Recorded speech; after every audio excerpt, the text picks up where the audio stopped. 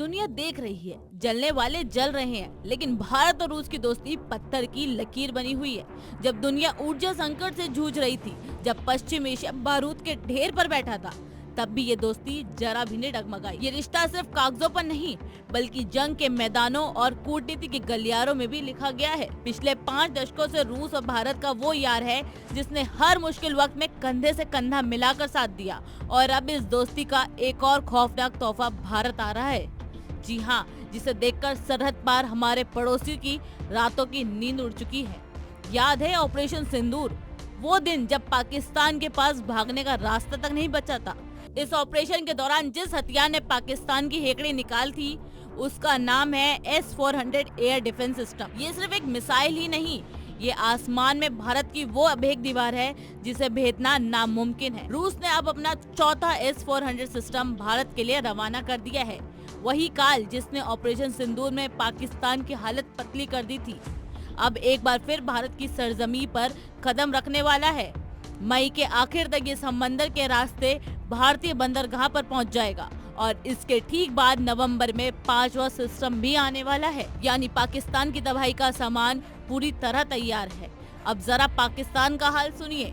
वो देश जो कर्ज के लिए कटोरा लेकर घूम रहा है, उसके पास इस ब्रह्मास्त्र का कोई जवाब नहीं है। मोदी सरकार ने 5 और S-400 सिस्टम खरीदने की मंजूरी देकर दुश्मनों के ताबूतों में आखिरी कील ठोक दी है। इस सिस्टम की मारक क्षमता 400 किलोमीटर है।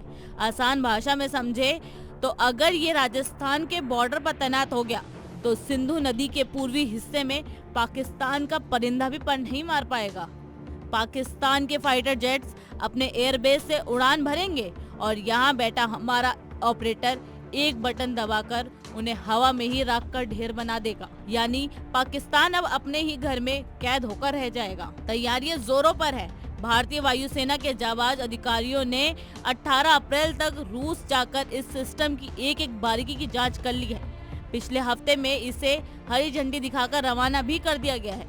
सूत्रों की माने तो इस नए सिस्टम को राजस्थान सेक्टर में तैनात किया जाएगा।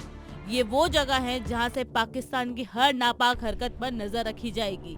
राजस्थान के रेगिस्तान से जब S-400 की दहाड़ गूंजेगी, तो उसकी गूंज इस्लामाबाद तक सुनाई देगी। अब पाकिस्तान के पास सिर्फ 2 ही रास्ते हैं। पहला, या तो वो सुधर जाए या फिर अपनी बर्बादी का मंजर देखने के लिए तैयार हो जाए। भारत की बढ़ती ताकत और रूस का ये साथ दुनिया को साफ संदेश है, हम छेड़ते नहीं हैं, लेकिन अगर कोई हमें छेड़ेगा तो हम उसे छोड़ेंगे भी नहीं। S-400 का आना भारत की सुरक्षा में वो कवच है जिसे तोड़ना किसी के बस की बात नहीं। पाकिस्तान अपनी बेइज्जती का हिसाब लगाता रहे, यहाँ भारत अपनी सरहदों को फौलाद बना रहा है। तो यही सवाल हम आपसे पूछते हैं, अगर आप भारत की जगह होते तो पाकिस्तान के साथ क्या करते? अपनी राय आप कमेंट बॉक्स में दीजिए।